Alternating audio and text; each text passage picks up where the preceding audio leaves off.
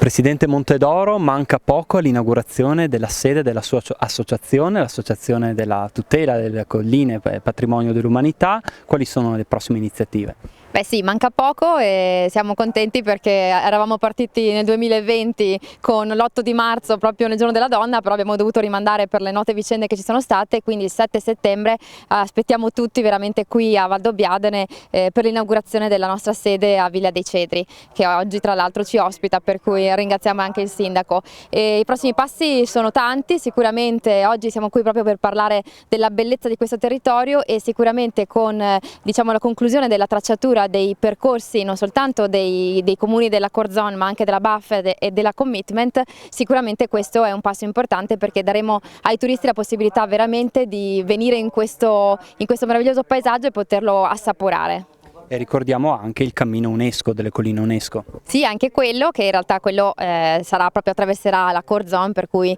i comuni che fanno parte dell'area UNESCO e questi 50 km che ci consentiranno appunto di ospitare i turisti proprio in un percorso un pochino più impegnativo ma sicuramente anche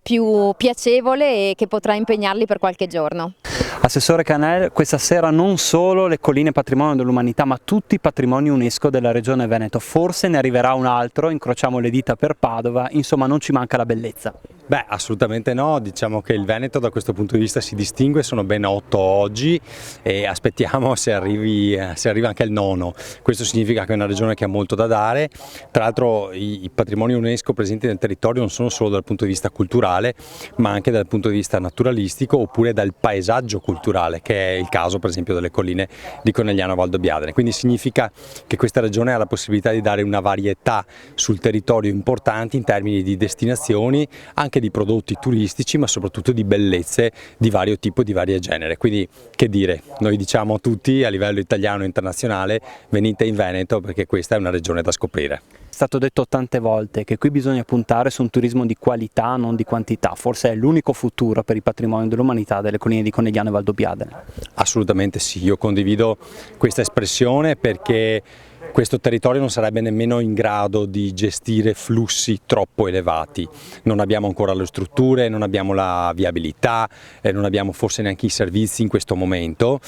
però dobbiamo prepararci perché nei prossimi anni i turisti arriveranno. Se saremo bravi riusciremo a gestirli, a farli crescere nel tempo e nel frattempo fare gli investimenti necessari per accoglierli, ben sapendo che comunque non sarà una destinazione per tutti, ma appunto cercheremo di mirarla in maniera tale che si abbia quel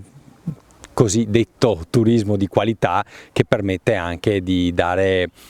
diciamo grandi soddisfazioni al territorio, non solo al Prosecco ma anche a tutto ciò che questo territorio può esprimere. Presidente Polegato, quanto vale la bellezza? È facile dirlo a Valdobbiadene, però è stato difficile credere nella possibilità di diventare patrimonio dell'umanità. La gente, le associazioni, le imprese invece ci hanno creduto fino alla fine. È una risposta facile, basta che portiamo qualcuno a vedere queste colline, si può dire che sono spettacolari, è una bellezza unica.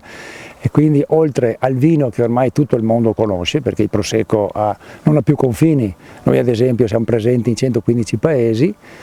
il territorio sicuramente è fantastico e quindi questo ci può dare per il futuro sicuramente un afflusso importante di turismo, perché vino è anche turismo, far conoscere queste bellezze, perché ricordiamo che il Veneto è la prima regione in Italia come turismo, ma questo territorio non è molto conosciuto. Con questo riconoscimento dell'UNESCO sicuramente abbiamo un'ottima opportunità di avere una visibilità internazionale che forse prima non avevamo, quindi adesso è importante che tutti assieme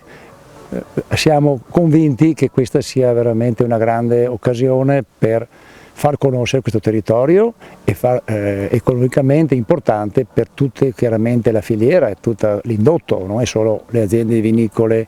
o produttori di vino, ma anche tutto quello che si può trovare in questa zona, che abbiamo dei posti veramente stupendi.